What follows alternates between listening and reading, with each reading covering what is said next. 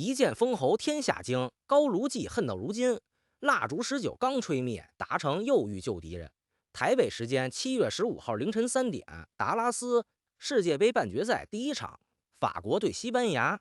西班牙是怎麼走到這兒的？8強那晚說明一切，2-1，比利時梅里諾替補上場1分57秒就把制胜球捅進了網窩，連續2輪都是他替補絕殺。這支隊贏球的方式越來越邪門，不慌不亂，控着，就在你最難受的時间點給你一刀。6場不敗，全届只丟1個球，正式比賽3年多沒輸，這就是當今世界成色最足的球队。可今晚站在对面的是法國，6戰全勝，16個球灌進去，姆巴佩8個球和梅西並列金靴榜首，而且他们是带着2年的恨來的。2024年歐洲杯半決賽，慕尼黑，西班牙2-1把法國送回了家。那晚封神的16歲少年亞馬爾，7月13號剛過完19歲生日，生日後的第一場球就是再戰法國。兩隊到今晚都還沒輸過1場球。半決賽的規矩最不講情面，總得有一個先破功。過了今晚，決賽的一個座位就有主了。覺得西班牙控死一切的，覺得他們這次要被姆巴佩衝垮的，今晚這場你都得搬個小板凳聽老馬嘮透。先說那個法國人做了2年噩夢的少年，把慕尼黑那一幕再放一遍。2024年7月9號，歐洲杯半決賽，法國1-0領先。第21分鐘，皮球滾到禁區外右側，一個16歲的孩子迎球一步內切，左腳兜出一道往死角墜的弧線，法國門將麥尼昂飛到極限，指尖都沒碰着。2-1的序幕就此拉開。西班牙逆轉，一路拿走了歐洲杯。那晚的進球者16歲零362天，是歐洲杯歷史上最年輕的進球者。那季世界波之後，全世界都知道了，巴薩青訓營又造出了一個怪物。那球到今天還掛在各大最佳進球合集的封面上。那晚還有段前戲，賽前法國中場拉比奧公開放話，說這孩子想進決賽，得拿出比嘴上功夫更多的東西。16歲的回應方式是一腳世界波，加上進球後對着鏡頭把話原樣奉還。從那天起，全歐洲都知道這孩子不光腳下狠，心也大。2年過去，怪物長大了。去年金球獎的領獎台，18歲的他站上了第2級，頭頂上只壓着一個登貝萊。這屆世界杯對沙特開場10分鐘，他就把處子球收進了賬。進球之外，更嚇人的是那股理所當然的勁兒，好像這個舞台他已經踢了10年。羅卡豐達街區出來的孩子，被梅西抱過的嬰兒，這些故事咱們講過。今天只說一件事，7月13號，他剛吹滅19歲生日的蠟燭。生日後的第一場球，對手就是法國。生日願望他沒說，可全法國都猜得到，也全都不想讓他實現。法國教練組研究了他2年，把那季內切翻來覆去，剪了幾百遍。可問題是，他也長了2年，更壯了，更冷靜了。招也更多了。2年前他靠一腳靈光封神，2年後的他是整套進攻的發牌人。防住16歲的亞馬爾靠錄像，防住19歲的亞馬爾得靠命。這場還有一層門面之爭，一邊是當今足壇流量第1的姆巴佩，一邊是被全世界提前當成下一個球王的亞馬爾。2代門面撞在半決賽，誰贏誰就先把足壇第1人這幾個字攥進手裡一半。再說這台機器上最邪門的那顆齒輪，梅里諾，皇家社會出來的中場，如今在阿森納，你看他的大賽簡歷會起雞皮疙瘩。2024年歐洲杯8強對德國，加時第119分鐘，他頭球絕殺，把東道主送回了家。這屆世界杯16強對葡萄牙，板凳熬到補時，上去一錘定音。8強對比利時更誇張，替補上場1分57秒，制勝球到賬。3次大賽淘汰賽絕殺，2次是替補幹的。全世界的教練都在找的那種大場面先生，西班牙板凳上就做了一個现成的。阿森納的球迷對這套劇本最熟，他在英超就是出了名的後插上頭球殺手。國家隊這些絕殺只是把日常搬上了世界杯。對了，斯圖加特那晚還有個起雞皮疙瘩的彩蛋，梅里諾絕殺德國後跑向角旗慶祝。30多年前，他父親作為球員，在同一座球場進球之後，就在同一個角落慶祝過。有的人天生就是給大场面留的，這也是這支西班牙最可怕的地方。他们的殺招不止一層，首發能控死你。羅德里加佩德里的中場拿過金球獎的後腰帶着藝術家，羅德里2年前斷過十字韌帶，回来照樣是世界最好的后腰。佩德里被伤病偷走过2年，把自己踢回了世界最佳中场的讨論里。这条双核中场控球控的你连球皮都摸不着，首发抠不开，板凳上还有梅里诺这种定时炸弹。边路还是那对双煞，尼科威廉姆斯加亚马尔，一左一右。英格兰人2年前的决赛就领教过这套东西。8强打比利时，先是法比安·鲁伊斯一脚洞穿。顺便说一句，这位老兄俱樂部在巴黎踢球，兜里揣着2枚连庄的欧冠戒指，大场面对他是日常。今晚对面站着的一半是他天天一起训练的俱乐部队友巴黎帮的底细。西班牙这邊门清，反过来这份便宜法國占不着。当然8强那把也留了个话题，德凯特拉雷那记头球扳平，是西班牙全届丢的第一个球，零封的金身破了。可你反过来看，丢那个球之前，这届世界杯就没人能把球送进西班牙的门，连着5场半8个多小时。而金身破了，他们连表情都没变，照旧控球，照旧倒脚。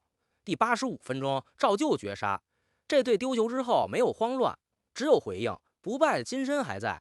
正式比賽3年多沒輸，連續36場，和梅西那批阿根廷的記錄持平。今晚只要再不輸，就追平意大利保持的37場世界紀錄。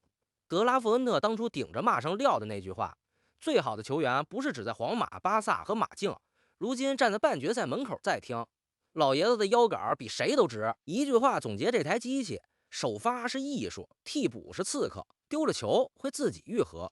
嘮到這兒正好過半，喜歡老馬這麼給你捋球的，順手把訂閱點上。接着說對面那輛開着復仇牌照的戰車，說句公道話，今晚這個對手啊，是2年前那支法國的復仇升級版。法國6戰全勝，16個進球，進了淘汰賽3場3個零封。姆巴佩本屆8球，和梅西並列金靴，世界杯生涯20球，離史上第一就差1個。而且他2年前在慕尼黑戴着面具憋了一肚子火，這場是他等了2年的翻案局。他身邊還多了個新武器歐利斯，6次助攻全屆第一。2年前歐洲杯還沒他什麼事兒，如今法國進攻的球有一半從他腳下起手。2年前那屆歐洲杯，法國全隊靠運動戰攏共就開張過一回。如今光登萊萊斯一個人就送出6次助攻，這就是復仇升級版的底氣。別忘了場邊那位德尚帶法國的最後一屆官宣了的，全法國都在給老爺子攢一場體面的告別。哀兵加復仇，這支法國的情緒濃度是本屆最高的。情緒這東西上不了積分牌，可它能讓人多跑出3公里。兩邊的排一隊，勝負手就3處。第一處球權的戰爭，西班牙的信仰是控慕尼黑那晚就是控着控着把法國控死的。可這屆法國偏偏不要球，讓出球權打轉換，6場全贏。一個要球，一個送球，聽着各取所需。可足球沒這麼便宜，西班牙控球時的每一次丟球都是姆巴佩起跑的發令槍。第二處最高的防線對最快的人，西班牙的防線站得全世界最高，這是他們控制比賽的代價和底氣。可高位線遇上姆巴佩，就是每分鐘都在走鋼絲。2年前慕尼黑那晚扛這條線的，還是38歲的納瓦施奈皮老江湖。如今考卷交到了19歲的庫巴爾西手裡。2年時間，西班牙的防線年輕了一輪，答案卻得答得更好。全屆只丟1球的記錄，今晚要接受終極壓力測試。第3處，誰的第85分鐘？這兩隊都是晚場殺手。西班牙這2輪的絕殺全在80分鐘以後。法國的關鍵球也多半是下半場辦的事兒，16強內記着盛典球，就在第70分鐘，比分呢前70分鐘大概率打不開，可別拿僵局當無聊，那是兩邊在互相拆保險絲，真正的收網可能從第75分鐘才開始，所以別提前關直播，這兩隊的比賽最後一刻鐘才是正片。還有一件事兒別忘了，法國另一邊站着的登貝萊是剛把金球獎抱回家的人。姆巴佩吸走的每一雙眼睛都是給他騰出來的空檔。一句話總結這場球，2種足球哲學的期末考：控球流對轉換流。2年前交過一次卷，今晚交第2次。專業機構那邊給法國的贏面略高一些，可這點差距是8強打到現在最小的一次，真正的5-5開邊緣。那西班牙的劇本怎麼寫？第1條，把球拿住，這是西班牙的命根子，也是最好的防守。球在自己腳下，姆巴佩就只能跟着跑。慕尼黑那晚的攻勢沒過期，控住球權，把法國的反擊扼死，等他們的耐心先耗盡。別忘了，這套控法的祖師爺就是西班牙，全世界都在學傳控，可原廠正版只此一家。第二條，管住身後，高位線可以照压，但得壓得聰明。羅德里的位置感就是保險絲，他退得夠不夠快，決定姆巴佩的每次衝刺是单刀還是越位。寧可讓法國起腳30次遠射，不給一次身後球，角球任意球也得繃住，全界只丟一球的另一面。是還沒人從死球裡敲開過他們的門，今晚法國一定會是。第三條，把牌留到最後，法國的腿再快也快不过90分鐘的消耗。前70分鐘控制耗着，75分鐘以後上梅利諾去踢那段屬于西班牙的時間。連續2輪劇本都是這麼寫的，沒理由改。對手研究梅利諾有用嗎？比利時人也研究了，1分57秒，還有一層障要擺平。經驗，法國半支隊踢過2022年那場世界杯決賽，西班牙全隊沒一個人踢過世界杯決賽，大場面的免疫力紙面在法國那邊，可反過來說，2年前的慕尼黑贏下老江湖的，恰恰就是這批沒經驗的孩子。經驗這東西，有時候是鎧甲，有時候是枷鎖。最後一句醜話，萬一拖進點球，西班牙的老傷疤咱們講過，上2屆世界杯都是被12碼送回家的。這批新人還沒在世界杯踢過點球大戰，那道坎兒沒驗過貨。好消息是，對面的口袋裡也裝着傷疤。2021年歐洲杯，法國的點球折給了瑞士；2022年世界杯決賽又折給了阿根廷，半斤8兩，誰也嚇唬不了誰。所以最優解對两邊都一樣，趁着90分鐘把活幹利索。順便說一句，達拉斯7月的日头毒得很，好在 ATT 球場有頂棚。這場拼的是純戰術，老天爺不摻和，一場球2套劇本，一套叫重演，一套叫復仇，就看今晚誰执笔。為什麼西班牙人不怕這场硬仗？歷史仗補一筆不長。先說個冷知識，這是世界杯半決賽歷史上第一次法西對決，2家百年豪門居然從沒在世界杯的半決賽碰過面。頭一回輸贏就直接是決賽門票。先把慕尼黑那晚講完整。2024年歐洲杯半決賽，法國第9分鐘就進球了，科洛穆阿尼的頭球，助攻的正是姆巴佩。然後是第21分鐘亞馬爾的世界波，第25分鐘奧爾莫的反超，4分鐘2個球逆轉。也就是說，上一次半決賽碰法國，西班牙是从落後打回來贏的。這支隊見過法國領先的樣子，也知道怎麼把它掀翻。那晚的劇本雙方都背熟了，懸念只剩一個，重演還是反轉。再往前的老仗各有輸贏。2006年世界杯齊達內那晚法國贏，1984年歐洲杯決賽普拉蒂尼那晚也是法國贏，2012年歐洲杯8強阿隆索梅開2度，西班牙王朝2-0碾過法國。可那都是上代人的事兒了，屬於這一代西班牙的記憶只有一條，碰法國贏了還是在半決賽，而且那屆從贏法國那天起，冠軍就沒再旁落。決賽2-1英格蘭奧亞薩瓦爾86分鐘絕殺。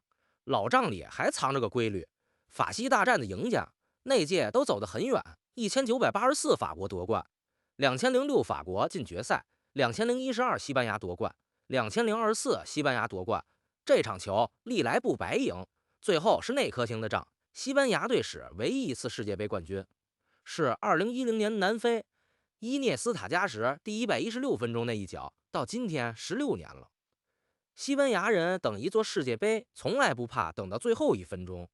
這批孩子2023年拿下國家聯賽，2024年拿下歐洲杯，從哈維、伊涅斯塔那輩人手裡傳下來的接力棒，如今就剩最後2棒。胸前的第2顆星就差2場球。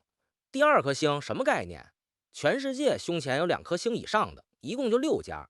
而今晚這道門，偏偏是最難的那扇。2年前他們在慕尼黑推開過一次。最後說說這場球的分量，西班牙要是贏了，連續2屆大賽半決賽淘汰法國。2010年之後，頭一次殺進世界杯決賽，新王朝的加冕就差最後一場，而那個剛滿19歲的少年將戰上他人生第1場世界杯決賽，而且決賽還藏着一個可能的隱藏劇情。要是那個半區是阿根廷上岸被梅西抱過的嬰兒，就要當面和梅西本人爭同一座大力神杯。這劇本要真成了，足球之神都得給自己鼓掌。法國要是贏了，2年前慕尼黑那筆賬一筆勾銷，德尚的告別演出直通決賽，連續第3屆追上西德和巴西的老紀錄。不管哪邊上岸，決賽的对手都得從另一個半區殺出來，那邊的名單你閉着眼都念得出來。台北時間7月15號凌晨3點，達拉斯 AT&T 球場開球，凌晨3點，確實費人。可下回再想看這種成色的半決賽，你得等到2030年了。而且這場踢完，決賽就在5天後，你熬的每一個凌晨都是在給7月19號那晚攒利息。這場球你覺得誰能贏？比分是多少？老馬跟你約定。覺得西班牙控死全場的，評論區扣個1；覺得法國復仇成功的，扣個2。順手把你猜的比分留下，明兒早上咱們對答案。覺得老馬落的還重，訂閱點一個，第一時間的復盤給你端上桌。我是第一次看球的老馬，咱們下一場見。